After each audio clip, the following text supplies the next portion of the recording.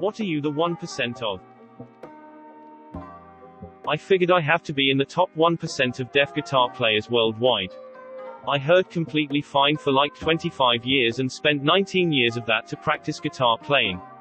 Been legally deaf for 3 years now and still can play well, muscle memory. I kinda want to start a band called death metal or something. Got my wisdom teeth pulled. One side grew back over a year from a fragment left. Dentist published an article about it and was so happy. I was not with another oral surgery.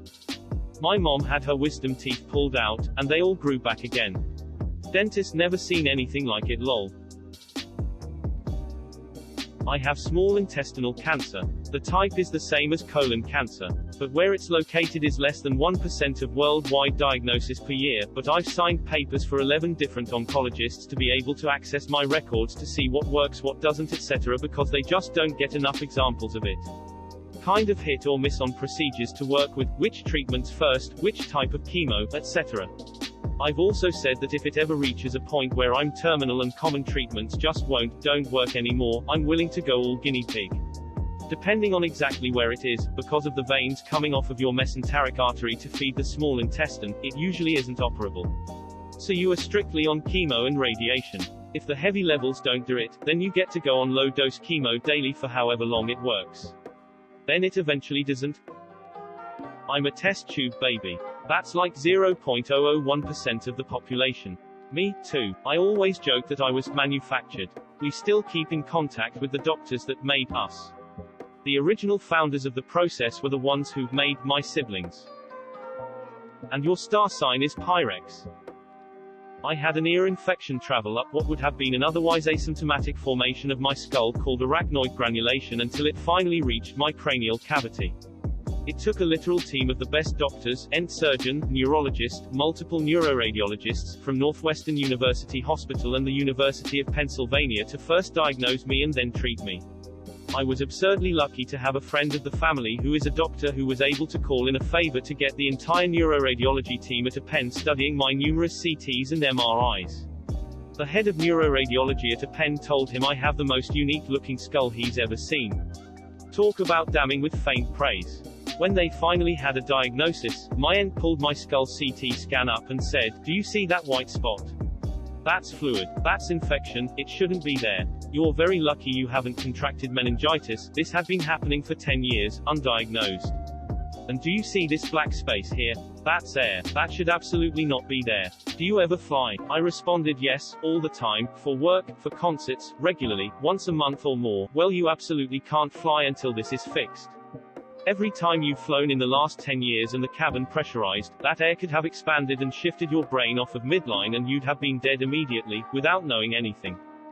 They removed an L-shaped infected portion of my skull about 2 inches by 6 inches and replaced it with a titanium mesh plate after sewing the tear in my ear canal shut.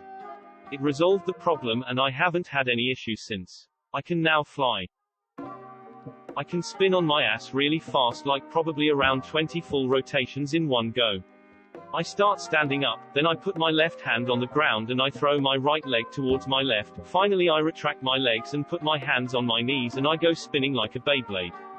I've been doing this since I was 3 or 4. Yo, I thought that said you spin your ass, and I was horrified at the image of someone helicopter twerking.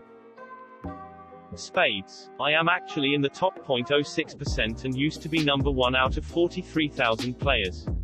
So I'm like one of the top billionaires in the world but in spades skills, so that earns me about $0. When Spotify released listening statistics at the end of 2020, I was on the top 0.1% of Weird Al Yankovic listeners. Seeing this reminds me of this guy I dated 10 years ago.